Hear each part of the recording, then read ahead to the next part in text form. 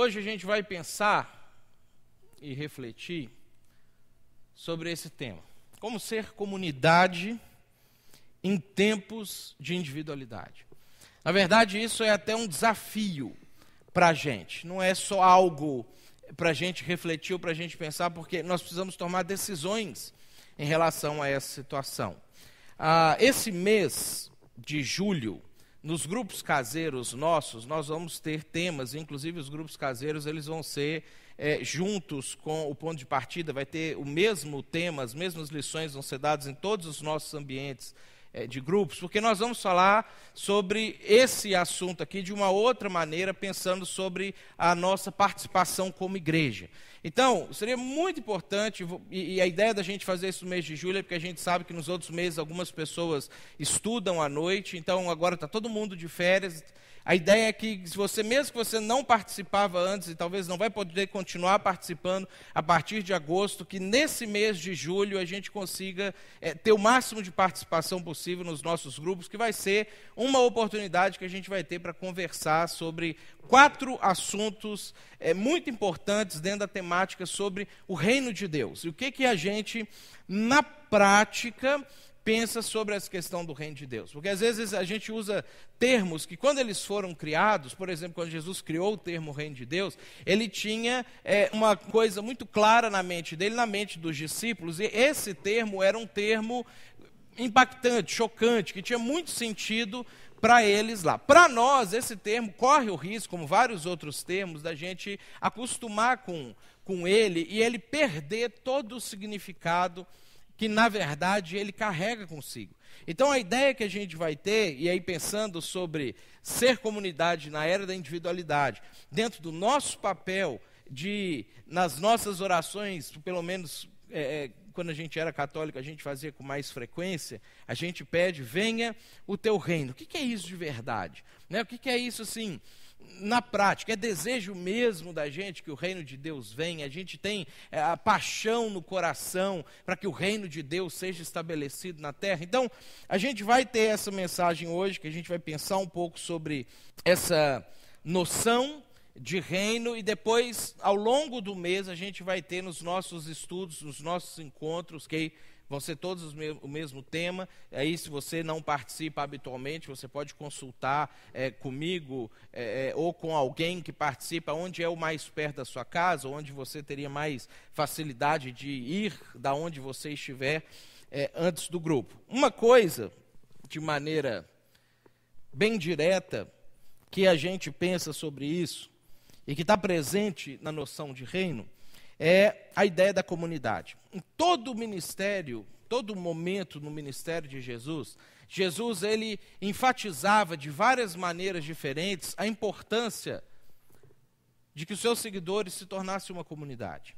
De que as pessoas que iam ouvi-lo não fossem somente ouvi-lo, ou porque ele fazia milagres, ou porque ele curava as pessoas, ou porque ele exercia algum tipo de influência positiva na vida das pessoas, mas que essas pessoas se unissem entre elas, mesmo quando ele não estava presente, e mesmo quando ele não esteve mais presente definitivamente, que foi no caso da sua ascensão, que esse grupo de pessoas continuasse junto, continuasse vivendo como comunidade. E é nítida a importância que Jesus dá para esse grupo, e Jesus ele começa a chamar esse grupo de igreja. Jesus ele utiliza esse termo a primeira vez lá em Mateus 16, ele utiliza de novo lá em Mateus 18, e é o nome que ele vai dar para esse grupo de pessoas que então está agregando a ele, mas não somente os curiosos ou aqueles que tinham algum interesse ou aqueles que queriam receber alguma coisa, mas que além disso, além de terem tido as suas vidas transformadas, eles entenderam que Jesus ele tinha uma missão muito maior para eles também. E aí Jesus ele começa a chamar essas pessoas de igreja, e eles adotam esse nome, é o nome que vai passar a ser utilizado no livro de Atos, e é o nome que a gente utiliza até hoje. E aí quando a gente olha para essa ideia que Jesus tem de igreja, um outro termo que vai ser muito comumente utilizado por Jesus no início, e depois os seus discípulos vão enfatizar isso bastante, é o termo família. Para Jesus não havia diferença nessas ideias aqui. A gente já falou sobre isso há um tempo atrás. Tem uma passagem na Bíblia que ela é muito chocante, quando a gente olha ela uma primeira vez, que é aquele momento que Jesus está pregando, e aí chega algumas pessoas e fala assim: Jesus, sua mãe e seus irmãos estão lá fora. Jesus estava dentro de uma casa, numa sala, a casa estava lotada, não tinha jeito de entrar mais ninguém, estava abarrotado o lugar, e a família de Jesus, física, a mãe e os irmãos chegam, e aí eles não têm como entrar para ver Jesus ou para estar com Jesus, e aí Jesus, ele é avisado que a família dele estava lá do lado de fora. E Jesus vira para eles que chegaram e falaram assim: a minha mãe e os meus irmãos são aqueles que fazem a vontade do meu Pai.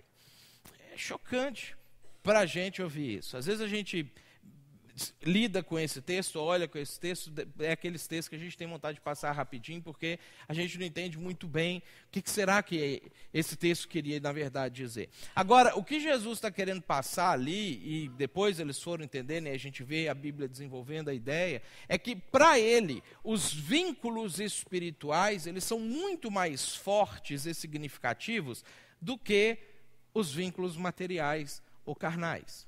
Jesus, como ele entendia tanta realidade do mundo material, que é extremamente passageira, que é efêmera, que a gente está aqui como um sopro, a gente não está mais, que a gente é como uma erva que brota num dia, vem o sol e já seca a erva, e a erva deixa de existir. Jesus, que tinha noção que a nossa existência física, material era assim, e que tinha noção de que a existência espiritual é uma existência eterna, é uma existência que começou para nunca mais terminar, é uma existência que, por mais que, se a gente pensar assim, no dia que você morrer e você olhar para trás, você teve todo o tempo da sua vida aqui, sei lá, morreu com 80 anos. Você teve 80 anos de vida e você tem o primeiro dia de vida na eternidade. Agora, daqui a 1000 anos, você vai ter tido 80 anos de vida material e 920 anos de vida na eternidade. É óbvio que os laços que forem sendo gerados ao longo do resto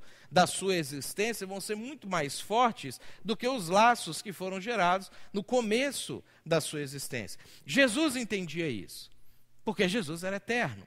E ele está tentando passar isso para os discípulos, e depois os próprios apóstolos, eles vão tentar fazer com que a igreja entenda que quando Deus olha para a gente, ele não olha da mesma maneira como às vezes a gente olha. Que às vezes a gente olha e pensa assim: puxa, gente vindo de tudo quanto é lugar, às vezes de estados diferentes, como Minas Gerais, Bahia, Pernambuco, Santa Catarina, Maranhão, às vezes vindo de cidades diferentes, vindo de famílias diferentes, e de repente a gente se encontra aqui, a gente passa alguns minutos aqui, algumas horas aqui, e a gente se desencontra, e aí vamos vivendo as nossas vidas. Deus não olha para a gente assim. Quando Deus olha para a gente, nesse exato momento que a gente está sentado aqui, Ele olha para a gente como a família dele. Quando Deus olha para a gente, Ele olha para a gente da mesma maneira como agora Ele olha para o lado direito dele e vê Jesus, que a Bíblia diz está sentado à direita dele. Porque a Bíblia diz que Jesus é o primeiro filho, Ele é o primogênito entre muitos irmãos. Então, a maneira como Deus nos enxerga é assim.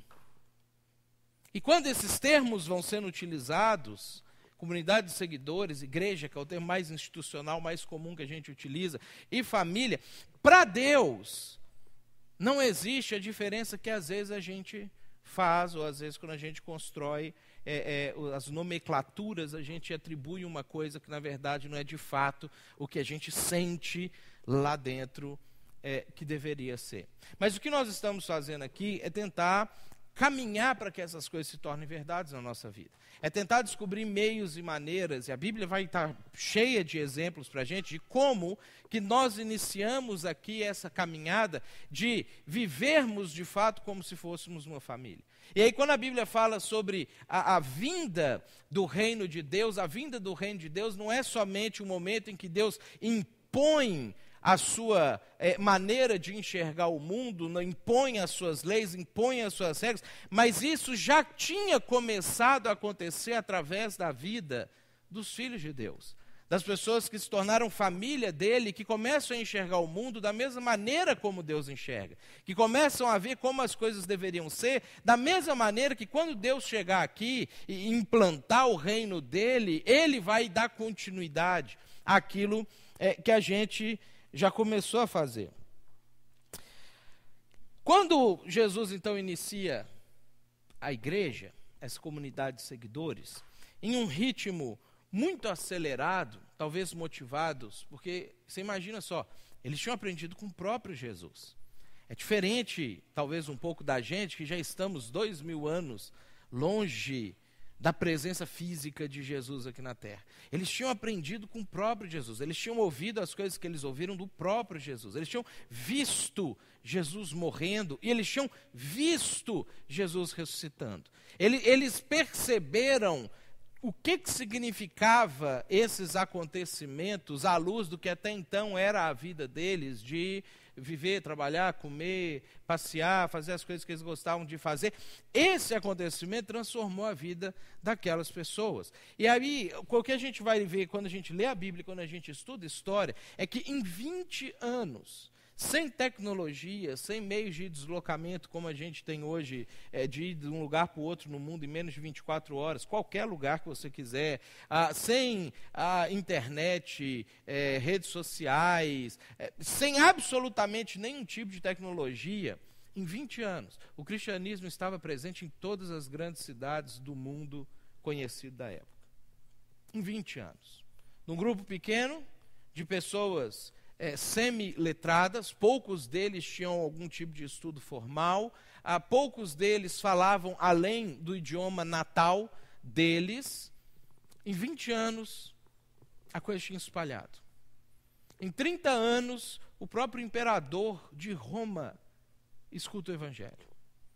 Ele ouve essa mensagem. E tinha já a possibilidade de tomar a decisão que ele queria tomar. Rapidamente, talvez por causa da presença de Jesus e posteriormente por causa da presença daqueles que andaram com Jesus, a igreja se espalha, a igreja cresce e a igreja entra em crise. E a igreja começa a viver a dificuldade de ser comunidade. Mesmo numa época em que a individualidade não era tão acentuada como hoje, não era tão sistematizada sociologicamente como hoje, mas Santo Agostinho, ele já falava que o homem criado por Deus é perfeito, ele é social, mas por causa do pecado ele se torna individual e Deus não trata com indivíduos, ele trata com grupos. Eles já tinham essa noção e essa dificuldade de manter a coisa caminhando como Jesus colocou desde o início. E eu acho que é bom o fato disso ter acontecido rápido na história da igreja, porque todo esse ciclo ele aconteceu dentro do período em que o Novo Testamento foi escrito. De maneira que a gente tem um registro do que Deus entendia a partir daqueles acontecimentos, e a gente pode tomar isso para a nossa realidade hoje também. A gente pode pegar exatamente a mesma coisa e fazer aplicação naquilo que a gente está vivendo. Na época, no iniciozinho da igreja, ser cristão era uma coisa muito boa. Ser cristão fazia com que, se você tivesse algum tipo de necessidade, a sua necessidade acabava. Porque no início, a gente vai ver ali, os cristãos dividiam tudo entre si. Fazia com que, talvez, se você tivesse alguma doença, a sua doença acabava. Porque eles eram curados por Jesus e pelos apóstolos de Jesus das suas doenças. Então, no início, ser cristão era um bom negócio. A Bíblia diz que as pessoas gostavam dos cristãos no início. Os cristãos eram simpáticos à população em geral. Mas, rapidamente, ser cristão deixou de ser um bom negócio. Rapidamente, essas curas na profusão como elas eram, bem no iniciozinho, no final do ministério de Jesus e no início do ministério dos apóstolos, começa a diminuir. De repente, as pessoas que ficavam doentes, elas não tinham mais simplesmente alguém falando, você está curado em nome de Jesus, e ela ficava curada. Timóteo tem que tomar remédio para o problema estomacal dele. E de repente, as pessoas elas já não são mais simpáticas à cultura de fora. A cultura de fora começa a enxergar nos cristãos uma ameaça. E os cristãos começam a ser perseguidos. E os cristãos começam a perder seus empregos. Os cristãos começam a perder as suas propriedades. Quem denunciasse um cristão na época podia ficar com a propriedade dele. Os cristãos começam a perder os seus amigos, porque ninguém queria se associar com um cristão. Os cristãos começam a perder a sua família, porque às vezes os pais expulsavam um filho convertido de dentro de casa, e às vezes um filho denunciava os pais convertidos para o Estado. Os cristãos começavam a perder até mesmo as suas famílias cristãs, porque de repente a mãe chegava em casa e o filho tinha sido preso, e o filho estava na cadeia, e eles começam a perder a sua vida. Então, o que era uma coisa muito boa no início, era um bom negócio ser cristão no início, resolvia todos os seus problemas, trazia cura, trazia eliminação da pobreza, de repente, começa a deixar de ser. E aí, na sequência dessa crise, a gente vai vendo que a igreja ela vai passar por uma curva de ascensão a um declínio. E eu queria que a gente analisasse alguns textos nessa noite, para a gente pensar sobre isso e depois fazer uma comparação com a nossa realidade, o momento que a gente vive como igreja e o nosso momento individualmente. O primeiro texto que vai trazer para a gente claramente o primeiro momento está lá em Atos capítulo 2. E aí eu separei ali os versículos, a partir do 41, que vão ser os versículos que vão mostrar para a gente uma ideia bem clara disso aí. Olha só. Os que aceitaram a mensagem foram batizados e naquele dia houve um acréscimo de cerca de 3.000 pessoas. Na Jerusalém daquela época era mais ou menos a metade da nossa cidade de São Leopoldo, em população. Então você imagina o impacto de uma igreja de 3.000 pessoas dentro de uma cidade com a metade do tamanho de São Leopoldo. O impacto de 3.000 pessoas se unindo a Jesus, e a Bíblia diz que era desde sacerdotes até pessoas do povo comum, se unindo a Jesus e abraçando para si os ideais de Jesus. O texto diz para a gente. Eles, os então que se converteram, dedicavam ao ensino dos apóstolos e à comunhão. Todos os que criam mantinham-se unidos e tinham tudo em comum. Todos os dias continuavam a reunir-se no pátio do templo, juntos. Primeira fase da igreja. Tudo vai bem. A igreja cresce. É bom ser cristão. E Deus está fazendo um negócio diferente aqui, e eu sou parte desse negócio diferente que Deus está fazendo. As coisas vão caminhando da melhor maneira possível que podia caminhar. A igreja obedece Jesus. A igreja, ela vive em comunhão. E olha quantas vezes essa palavra, direta ou indiretamente, é citada só nesse espaço curto desse texto. Eles viviam em comunhão, eles viviam juntos, eles tinham as coisas em comum, eles estavam... Era tão gostoso que eles queriam ir na igreja todos os dias. Eles não iam só na igreja uma vez por semana, como a gente faz. Reuniam-se no pátio do templo, oravam juntos, comentavam sobre o que Jesus tinha feito na vida deles juntos, e mais pessoas iam chegando, mais pessoas iam se convertendo, mais pessoas iam abraçando. E a igreja vive então o seu primeiro momento, que às vezes é o primeiro momento da nossa vida pessoal, quando a gente aceita Jesus. Um momento de descoberta, um momento que a gente cai em si, entende, puxa, eu estava indo para o inferno, ia dar tudo errado na minha vida, eu estava vivendo dentro, literalmente, da desgraça, e a graça de Deus me alcançou, me resgatou, me perdoou, me transformou, me deu uma nova vida e um dia ainda vou morar com Ele eternamente. Alegria que às vezes a gente tem quando a gente conhece o Evangelho, a gente conhece Jesus. Empolgação. Momento que às vezes a gente pode viver como uma comunidade de crentes em crescimento, que estão vivendo juntos, abraçando as coisas e crescendo e avançando. E momento que a igreja está vivendo o primeiro momento. Alguns anos passam e essa igreja crescente, ela começa a entrar em crise. Algumas coisas ruins começam a acontecer lá dentro. E 1 Coríntios, vai ser o texto que a gente vai ler agora, traz para a gente um retrato de uma igreja em crise, uma igreja que tem todos os elementos reunidos nela para uma igreja que era uma igreja vibrante, uma igreja cheia dos dons do Espírito, uma igreja que amava Jesus, uma igreja que tinha sido fundada pelo próprio Paulo, entrar em decadência.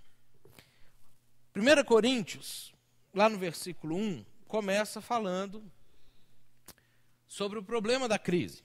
E esse é o segundo momento da igreja como um todo.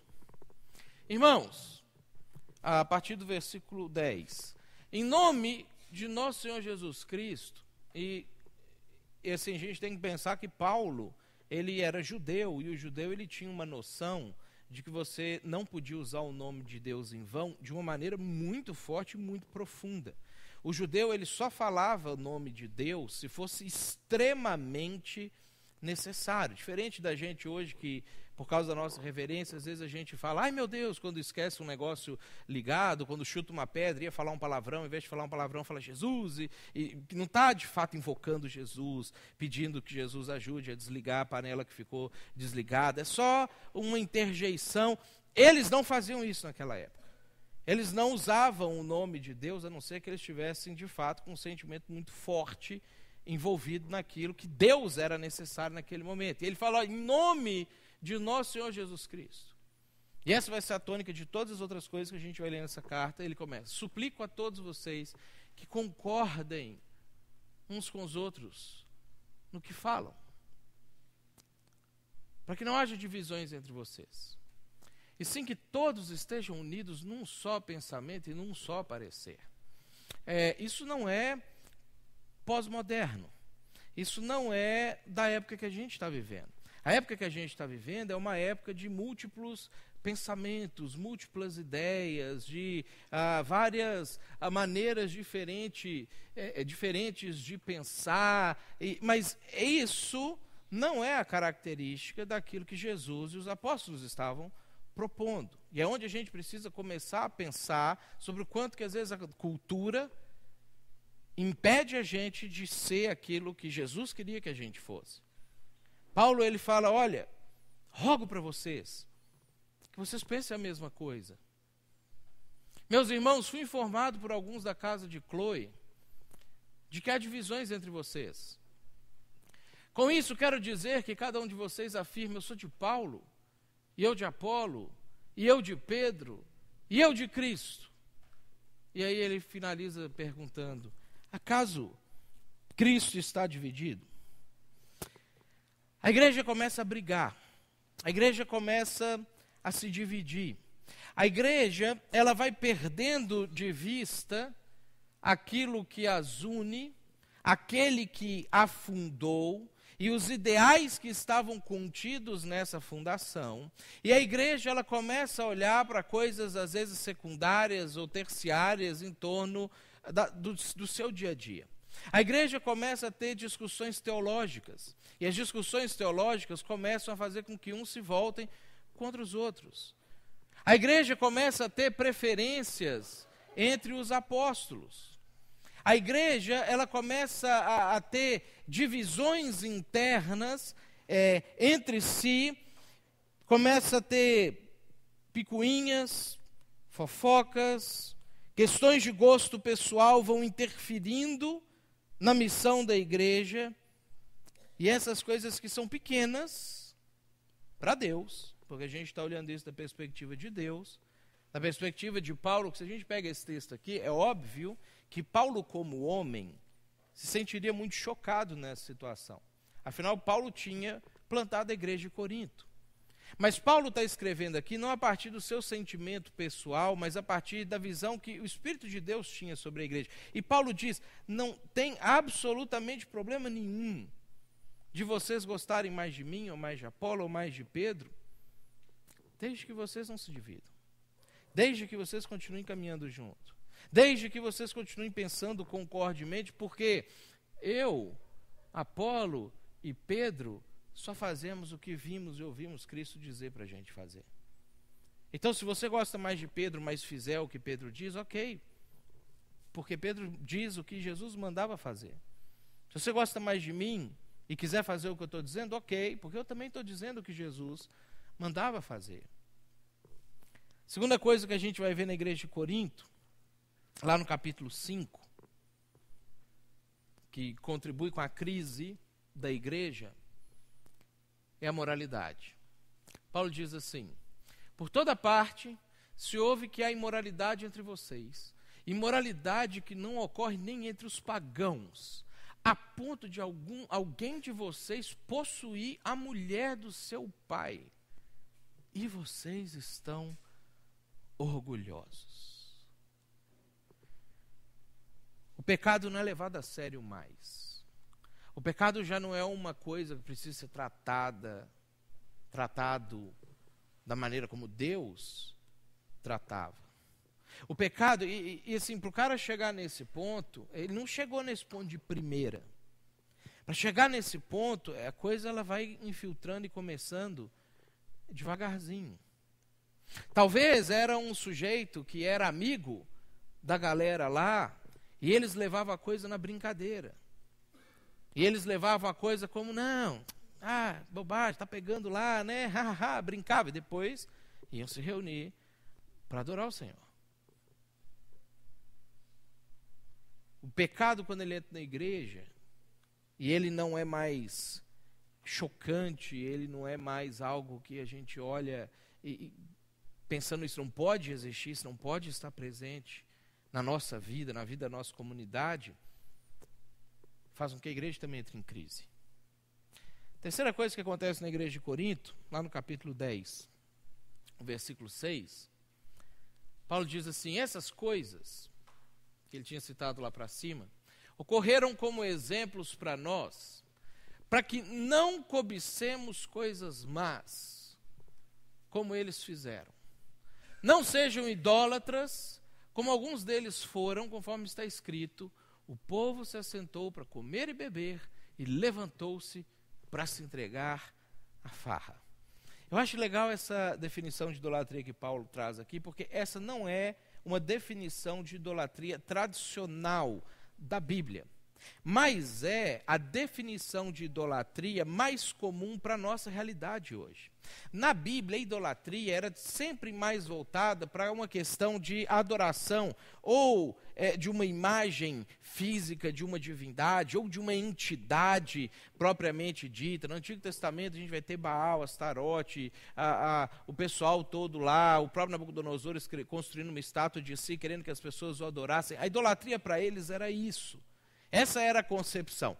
Quando Paulo ele está pregando para a igreja de Corinto, ele já está falando para uma comunidade que já tinha desistido das suas divindades tradicionais, e aí pensando que eles eram romanos influenciados pela cultura grega, dentro da cidade de Corinto. Então era Zeus ou Júpiter, ou Apolo, ou Marte, ou Vênus, ou Afrodite. Eles já tinham renunciado essas divindades, e eles já agora nessa meia-idade da igreja, estavam praticando a idolatria, que é a idolatria cristã. É a idolatria que nós, que não temos outras divindades professadas, corremos o risco de adorar, que Judas vai falar na sua carta, que é o nosso próprio ventre, que são os nossos próprios prazeres, as nossas próprias vontades, os nossos próprios desejos. Começamos a cobiçar coisas que em toda a história, e ele estava mencionando isso anteriormente, eram coisas que faziam com que a pessoa tomasse um caminho, talvez não tão radicalmente oposto a Deus, como seria se ele começasse a adorar Júpiter, mas que esse caminho também o levava para longe de Deus, da mesma maneira como se ele tivesse começado a adorar Baal. Era um caminho de uma idolatria, onde a gente não vê um Deus sendo reverenciado, mas onde começa a estar presente na nossa vida, nas nossas prioridades, nas nossas escolhas, na nossa maneira de enxergar o mundo, que eu preciso fazer tudo para no final comer, beber e me divertir. Farrear, como a NVI usa nessa versão. E essa idolatria é uma idolatria que entra na igreja. Se vocês chegassem aqui na próxima semana e a gente colocasse aqui uma Maria grandinha assim, e a gente falasse assim, gente, agora vamos parar as canções, vamos rezar uma Ave Maria, é óbvio que isso assustaria vocês. Vocês iam falar, o pastor ficou doido. Primeiro vocês iam pensar assim, deve ter alguma coisa que ele está querendo ensinar para a gente com isso. A hora que vocês vissem a coisa avançando, vocês iam falar, não, a gente precisa tirar ele fora que ele enlouqueceu. Idolatria chocante. Essa idolatria não nos afeta. Essa idolatria não faz a gente se afastar de Deus mais. Essa faz. A igreja, ela começa a entrar em crise por causa das divisões, por causa da imoralidade, por causa do pecado, por causa do egoísmo, por causa do desejo de se beneficiar a todo custo. Todas essas coisas vão concorrendo para a igreja entrar em crise. E aí nós temos a terceira fase da igreja, que está lá em Hebreus, capítulo 10, versículo 25. E se você pegar os textos que a gente leu de Atos, é um texto que relata algo acontecido mais ou menos no ano 35. Se você pegar o texto de Corinto, é um texto que relata coisas acontecendo mais ou menos no ano 50. E se você pegar o texto de Hebreus, que a gente vai ler agora, você vai ver que são relatos de coisas acontecendo mais ou menos no ano 60 a 65. São cronológicos esses textos. E lá em Hebreus 10, 25, o escritor está falando para as pessoas, não deixemos de reunir-nos como igreja, segundo o costume de alguns. Mas encorajemo-nos uns aos outros, ainda mais quando vocês veem que se aproxima o dia. O momento final, aquele vigor, aquele desejo de que o pessoal estava na igreja todos os dias, faz com que eles abandonem a igreja. Eles começam a parar de reunir como igreja. Eles começam a não ver mais motivo para reunir como igreja. Porque a divisão entrou, porque o pecado, dentro e fora, é igual, e às vezes fora está até menos pior, porque dentro a gente ainda corre o risco de ter o pensamento de que eu posso fazer qualquer coisa, porque é só pedir perdão, e Deus me perdoa, e eu estou livre para pecar, e fora o sentimento de culpa ainda é forte, porque a pessoa ainda não entendeu que ela pode ser perdoada através de Jesus. Quando a gente olha para isso aqui, e se a gente começar a pensar no tempo que a gente está vivendo hoje, a gente descobre que nós não estamos muito diferentes daquilo que estava acontecendo lá. Porque nós não somos seres humanos com 2.000 anos de idade mais velhos do que aquelas pessoas. Nós somos pessoas que têm exatamente a mesma idade e respeitamos o mesmo ciclo que aquelas pessoas viveram. Às vezes a gente tem uma ilusão, quando a gente olha para a história, por causa do desenvolvimento tecnológico, de que todas as outras coisas na vida da gente, elas são somas de construção. Mas, na verdade, as questões da alma, as questões do espírito, elas são jornadas que começam exatamente no momento que você começa a tomar consciência da sua existência e termina no momento que você morre. Então, se você vai ter 80 anos, 70 anos, 60 anos de vida, é exatamente a mesma quantidade de tempo que todas essas pessoas tiveram. Então, os ciclos que acontecem com a gente são exatamente os mesmos ciclos que aconteceram com eles. A gente não consegue olhar para eles e pensar, não, já superamos isso, isso é passado, e agora nós temos novas coisas para lidar com elas. Não, nós lidamos exatamente com as mesmas coisas. Então, vamos fazer uma pausa nos tempos bíblicos e vamos voltar para os dias de hoje. Vamos dar uma olhadinha na nossa realidade hoje e depois tentar pensar sobre a gente, pessoalmente, a nossa realidade pessoal. A revista Cristianismo Hoje é talvez a segunda revista cristã mais importante do Brasil, talvez depois da Ultimato.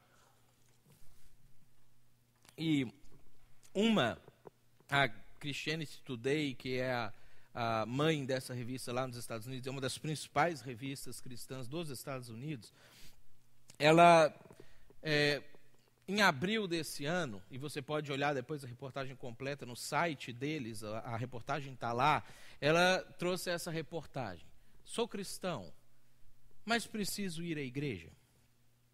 Uma pergunta que 9.200.000 brasileiros estavam se fazendo em 2010. A expectativa é que esse número já aumentou.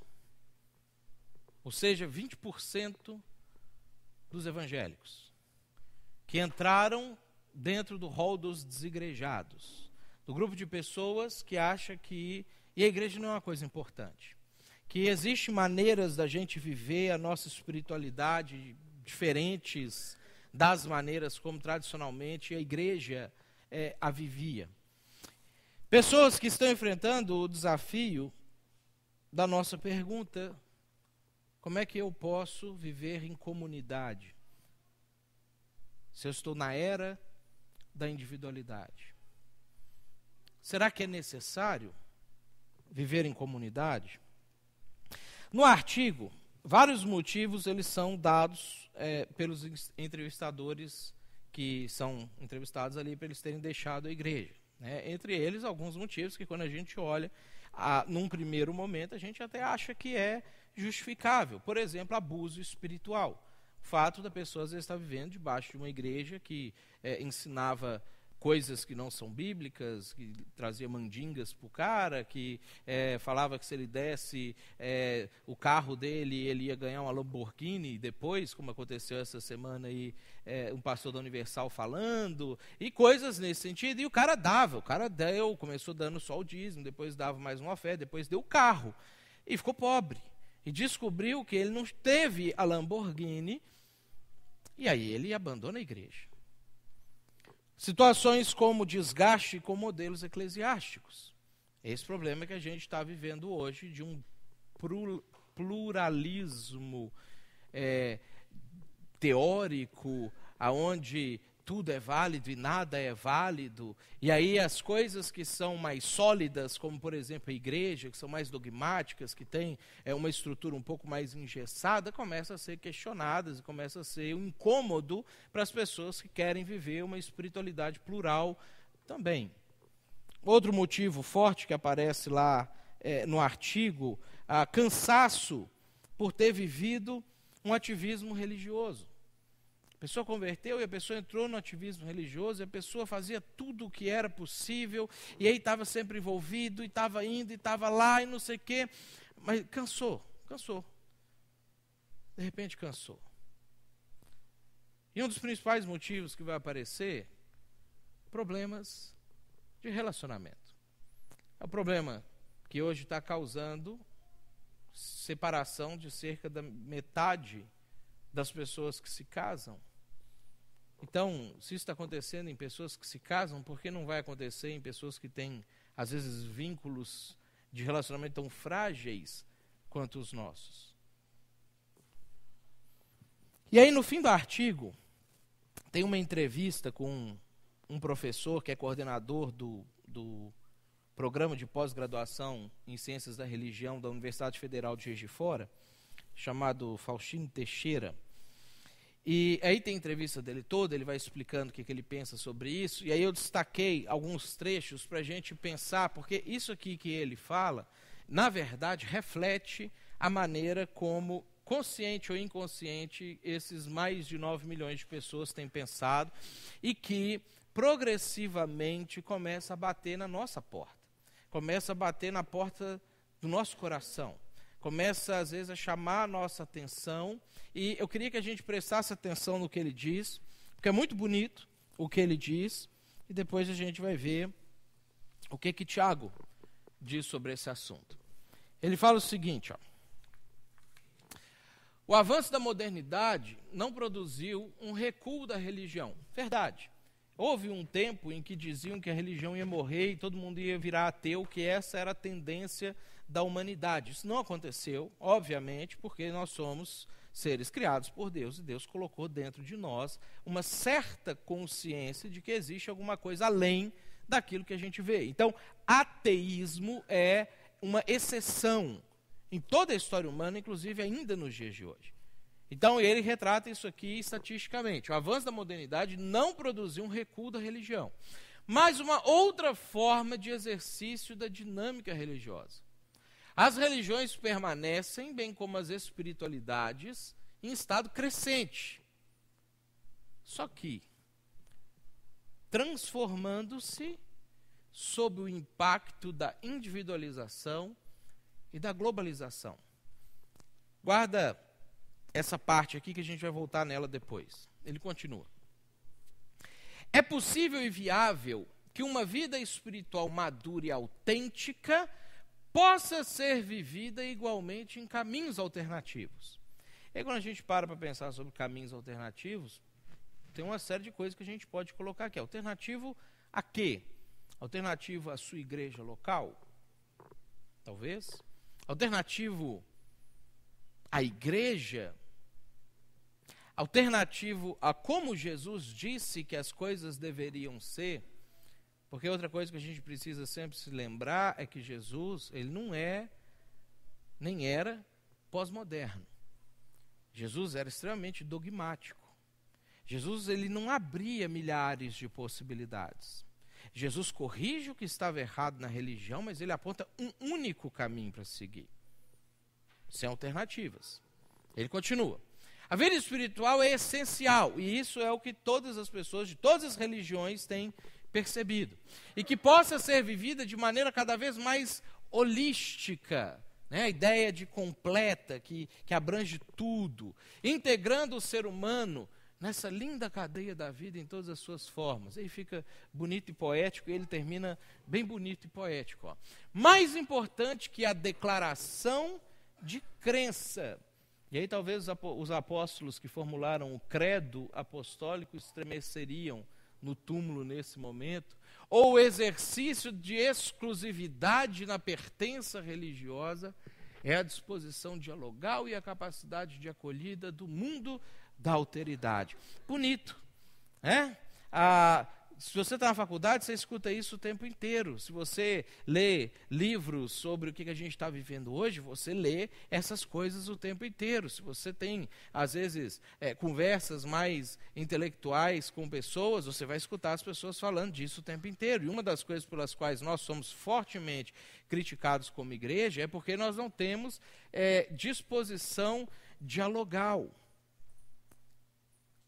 Esse pensamento, e isso está lá no artigo, você pode ler toda a entrevista dele se você quiser depois, ele destaca uma das características da modernidade responsável por aquele problema, que é a individualidade.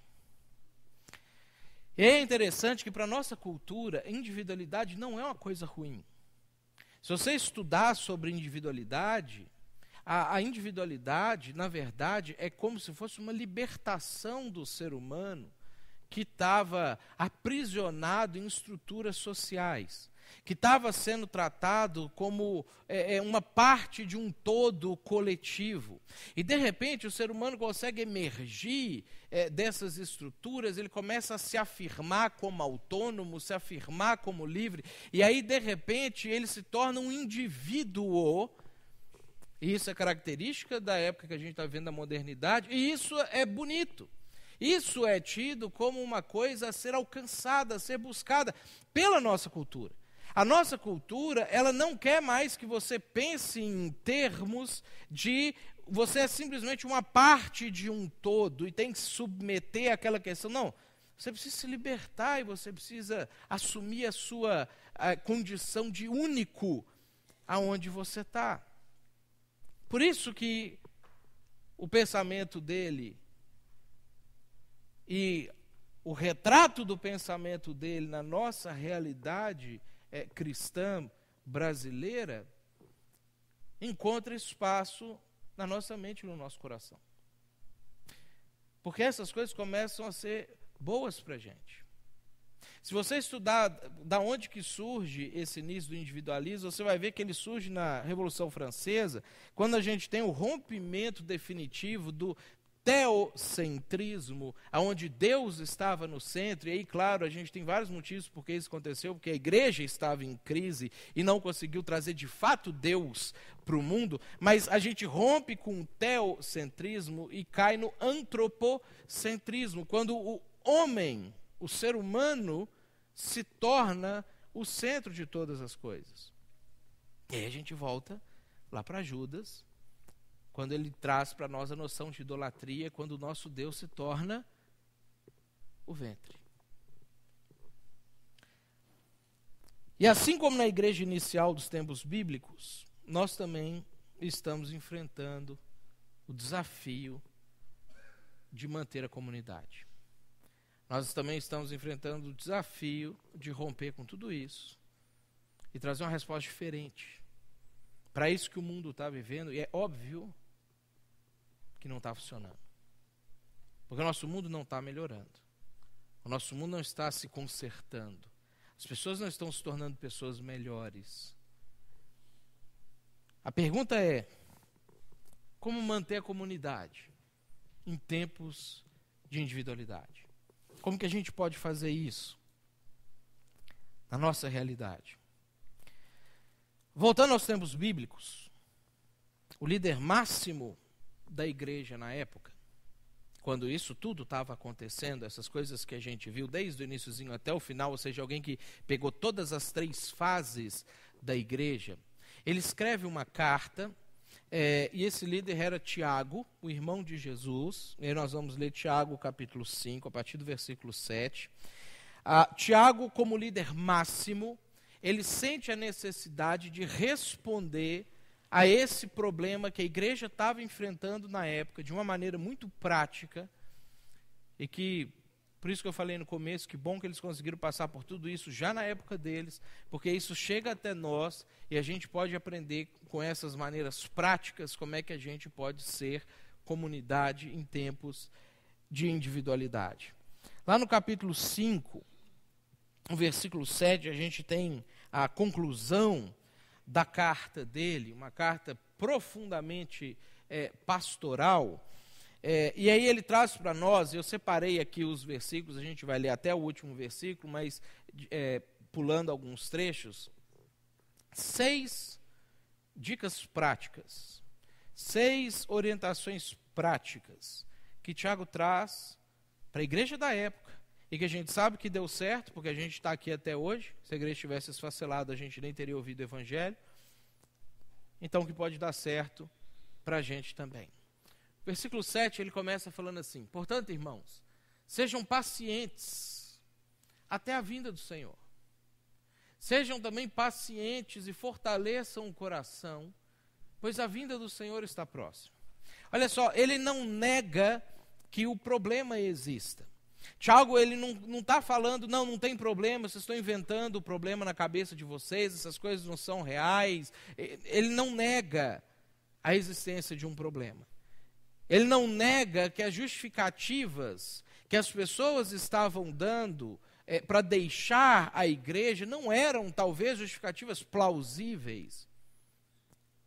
Mas ele começa dizendo que a gente precisa olhar para uma coisa maior do que isso, que é a vinda de Jesus. E nessa primeira orientação, ele manda que a gente lute contra sentimentos ruins. Por isso que ele cita aqui, vai citar várias vezes, seja paciente. Tenha paciência. Paciência é o oposto da ansiedade, o oposto da irritação, o oposto da precipitação, o oposto daquilo que vem quando o sentimento vem e toma você já quer tomar uma decisão. Naquele momento, ele fala, seja paciente. Porque muito mais importante do que isso que está incomodando você, é que Jesus vai voltar. Muito mais importante do que essas questões que às vezes incomodam vocês, é que Jesus vai voltar e ele vai estabelecer o reino dele na terra. E se você não for paciente, você fica fora quando isso acontecer. Precisamos cuidar da maneira como nós reagimos aos nossos sentimentos. E precisamos lutar contra sentimentos ruins. Porque a gente precisa entender que tem uma coisa muito maior, inclusive do que eu e você. Inclusive do que eu sinto, ou do que você sente, ou do incômodo que às vezes a gente possa passar.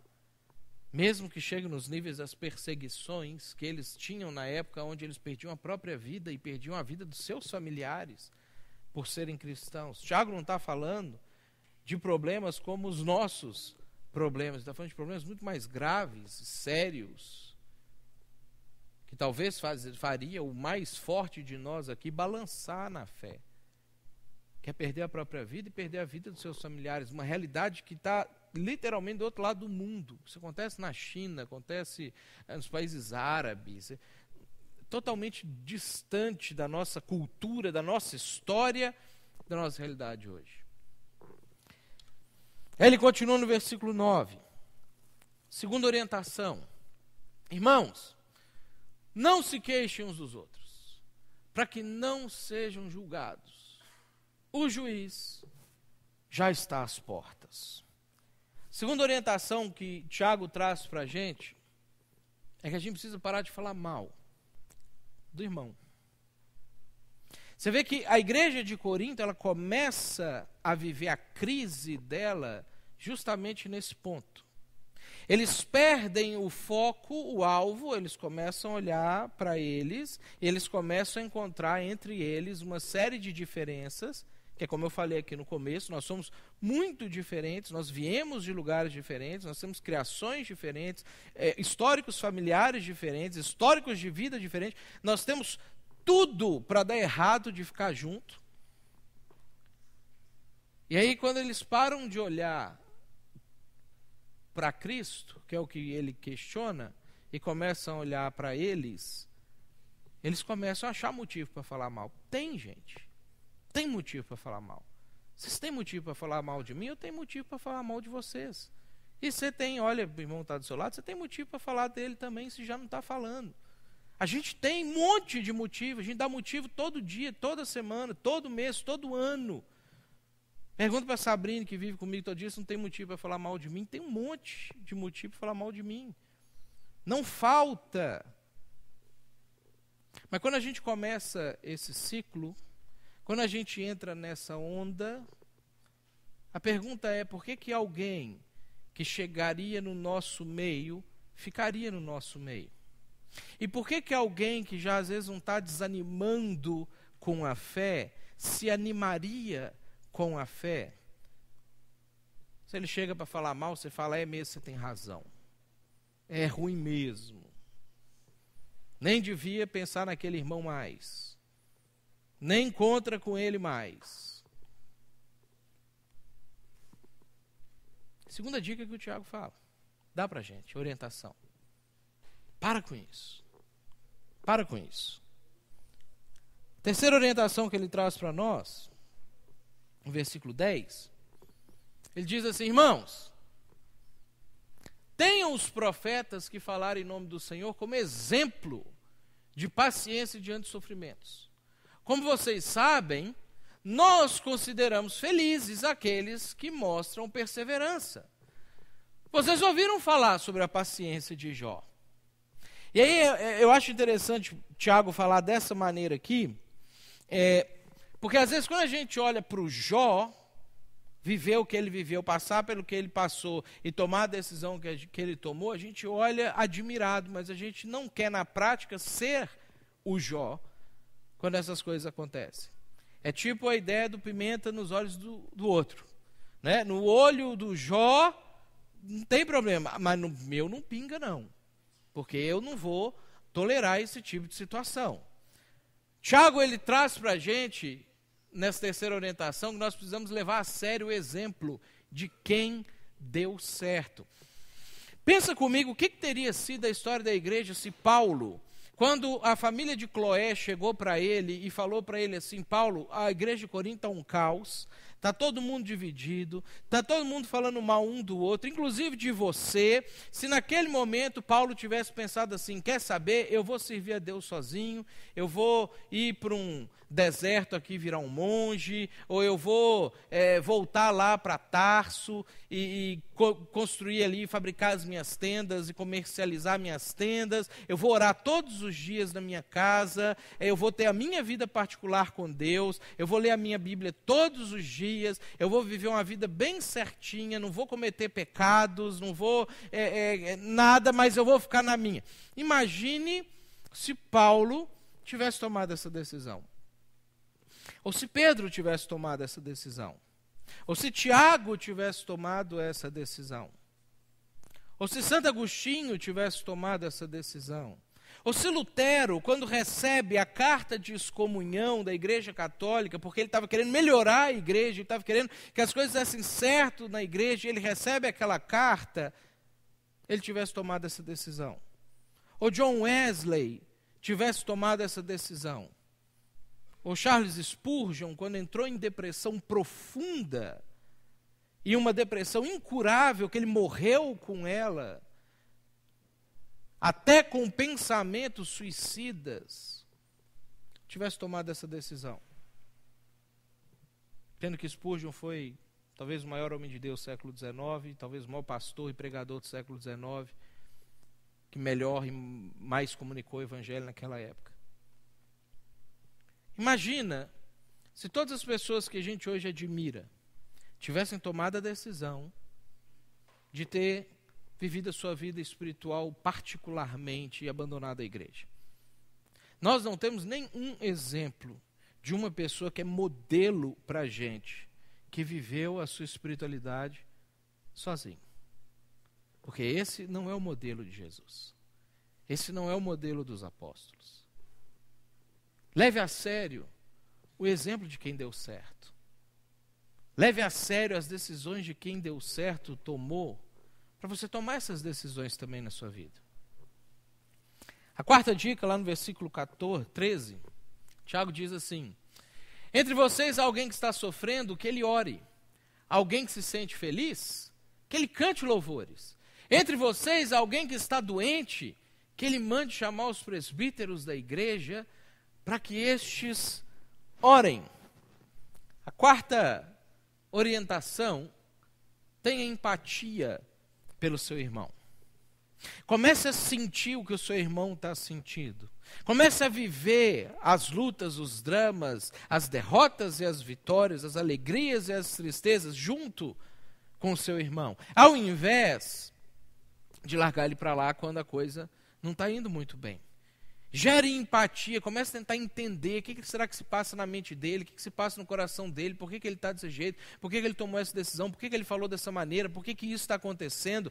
Se importe com as pessoas. Gere vínculos, empatia, andar no mesmo caminho. Nós estamos no mesmo pathos, no mesmo caminho, porque Jesus é o único caminho. E se a gente está junto, a gente está junto nesse caminho. A gente precisa sentir isso. Isso precisa ser realidade para a gente. A quinta orientação, versículo 16, Tiago diz: confessem os seus pecados uns aos outros e orem uns pelos outros para serem curados. E talvez esse é um dos principais remédios contra a individualidade dos nossos dias. Crie laços de interdependência espiritual. A Bíblia nos ensina que nós dependemos espiritualmente um do outro. Por isso que não é possível viver a fé sozinho. Por isso que não é possível a gente ter uma espiritualidade profunda sozinho. Não é possível a gente ir para o céu sozinho. E o tempo inteiro nós somos convidados a criar esses laços de interdependência. Eu dependo de você e você depende de mim, e a gente aprofunda esses laços. E quanto mais a gente aprofunda esses laços, pensa, o Tiago traz para a gente aqui o nível mais alto de geração de vínculos, que é confessar um pecado. A Igreja Católica usou mal isso ao longo de muitos anos, na Idade Média até recentemente, porque os reis, os nobres, os poderosos confessavam os pecados deles para os padres, para os bispos, para os papas, e depois ficavam na mão deles. Porque o padre, o bispo, ameaçava de contar o pecado dele caso eles não tomassem as decisões conforme a Igreja Católica queria que eles tomassem.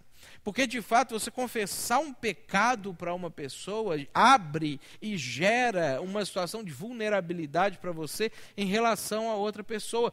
Mas é isso que Jesus quer que aconteça. Porque não tem como a gente criar laços profundos se nós não estamos abertos uns para os outros. É óbvio que você não vai fazer isso aqui de primeira, vai chegar aqui domingo que vem e confessar o seu pecado publicamente. Isso acontece no desenvolvimento de um relacionamento. Isso acontece à medida que você vai se aproximando, conhecendo, confiando, para você se abrir. Então, isso gera relacionamento.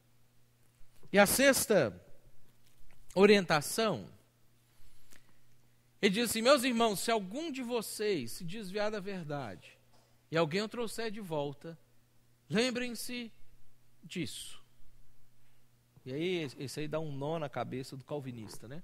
Quem converte um pecador do erro do seu caminho, salvará a vida dessa pessoa e fará que muitíssimos pecados sejam perdoados. Assuma a responsabilidade pela vida espiritual de alguém. Nós somos responsáveis pela vida espiritual uns dos outros, pela vida espiritual daqueles que não conheceram Jesus, pela vida espiritual daqueles que conheceram Jesus e deixaram o caminho por algum motivo. E nós somos convocados a assumir essa responsabilidade, a entender isso, a entender que não é ele já ouviu, agora a decisão é dele, que não é, se Deus quiser salvar, Deus dá um jeito para isso acontecer lá. Se Deus escolher ele, então Deus dá um jeito dele vir para cá e conhecer de alguma maneira. Nós temos responsabilidade pela vida espiritual uns dos outros. Eu queria que agora, nesse momento que a gente vai orar, a gente pensasse sobre isso no nosso momento de reflexão. O quanto que a nossa cultura está definindo a nossa vida espiritual. O quanto que a maneira de enxergar a cosmovisão do mundo hoje está definindo a nossa cosmovisão de como que a gente deve lidar com a nossa vida espiritual, com as nossas decisões, com as nossas escolhas, com a nossa maneira de ser igreja, comunidade. O quanto que esses pensamentos interferem na vida da gente.